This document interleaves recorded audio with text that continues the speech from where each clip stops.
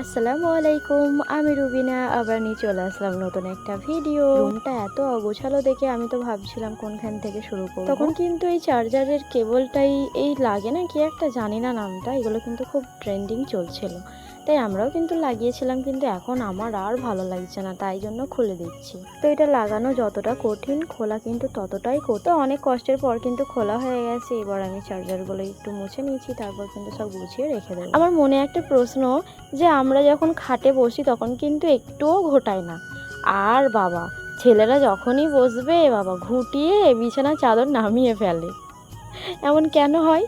তো বিছানা ঝাড়া হয়ে গেছে, আর জানালাটা একটু খুলে দিলাম। সব সময় কিন্তু খুলি না, খুললেই ধুলোগুলো ঘরে ঢোকে। তো সাইড টেবিলটা আমি একটু গুছিয়ে নিচ্ছি।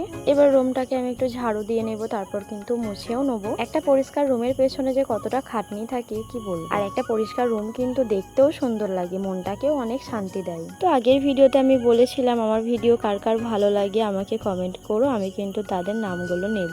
অনেক বোনেই কিন্তু আমায় অনেক ভালোবাসা দিয়েছে। জুহি শেখ, নাফিসা খাতুন, আরোহি মিম, সারা মন্ডল, সোহানা 72045, আর সোহানা খাতুন, নূর বিবি, সুরাইয়া, নাজমিন সুলতানা, রানী খাতুন, শুকুর 9134। তোমাদের সবাইকে অনেক অনেক ভালোবাসা আমাকে এত সুন্দর সুন্দর কমেন্ট করার জন্য।